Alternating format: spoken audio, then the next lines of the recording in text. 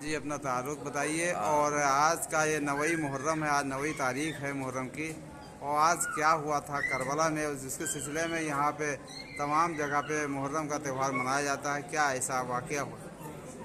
میں سید صغیر عابد رضوی ایڈوکیٹ بہرائچ میں وکالت کرتا ہوں۔ یہ امام بارگاہ ہمارے والد صاحب نے سن 1938 میں بنوایا تھا، تب سے ہم یہاں پر عزاداری کرنے کے لیے آتے ہیں۔ محرم کا تہوار محرم اس لیے منایا جاتا ہے کیونکہ محمد صاحب کے نواسے امام حسین علیہ السلام مدینے میں رہتے تھے۔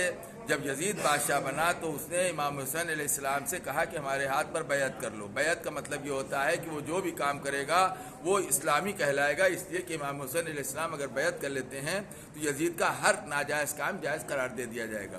لہذا امام حسین علیہ السلام نے کہا بیعت سے انکار کر دیا، تو اس نے کوشش کیا کہ یہ مدینے میں نہ رہنے پائیں، لہذا آپ مدینے سے مکے کی طرف چلے آئے۔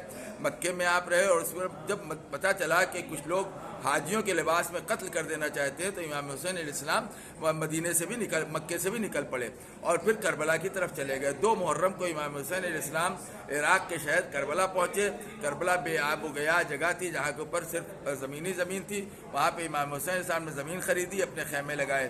یزید کو جب یہ پتہ چلا کہ امام حسین علیہ السلام کربلا پہنچ گئے ہیں تو اس نے وہاں پر فوجیں بھیجنا شروع کی اور لشکر پر لشکر آتے رہے۔ 2 تاریخ کے بعد سے لشکر آنے شروع ہو گئے۔ 9 تاریخ کو پورا کربلا کا میدان یزیدی لشکر سے بھر گیا۔ امام حسین علیہ السلام کے پاس صرف 72 لوگ تھے، جس میں 6 مہینے کا بچہ بھی تھا، 80 سال کے بوڑھے بھی تھے، اور عورتیں ان کے ساتھ میں تھیں۔ 7 محرم سے امام حسین علیہ السلام پر پانی بند کر دیا گیا، کیونکہ عرب میں پانی کی قلت ہوتی ہے۔ فرات ایک دریا بہتا تھا جس کے کنارے یہ لوگ رکے تھے، فرات کا پانی ان پر بند کر دیا گیا، لہذا بچے تڑپنے لگے۔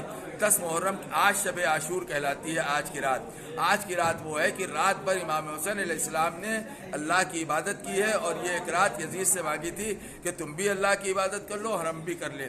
ادھر نغارے بجائے جا رہے تھے، ادھر خوشیاں منائی جا رہی تھیں، اور ادھر امام حسین علیہ السلام کے خیمے میں رات بھر اللہ کی عبادت کی جا رہی تھی، کیونکہ کل قربانی پیش کرنی تھی۔ پوری رات اسی طرح جاگتے ہوئے بیویوں کی گزر گئی۔ بیویاں اپنے بچوں کو تیار کر رہی تھیں کہ کل شہادت کے لیے تیار رہنا۔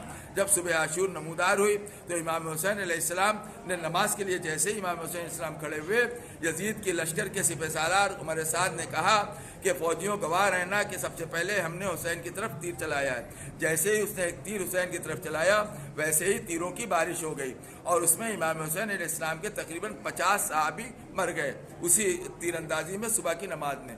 اس کے بعد سے جنگ کا ماحول شروع ہو گیا۔ امام حسین علیہ السلام نے پہلے اپنے صحابیوں کو بھیجا، جب صحابی سب کام آ گئے تو پھر اپنے گھر والوں کو بھیجا، کبھی اپنے بھائی عباس کو بھیجا، کبھی اپنے بیٹے علی اکبر کو بھیجا، کبھی جناب اون محمد اپنے بھانجوں کو بھیجا، کبھی اپنے بھتیجے قاسم کو بھیجا، اور ایک مرتبہ جب کوئی نہ رہا اور دوپہر ہو گئی تو امام حسین علیہ السلام نے کھڑے ہو کے کہا کہ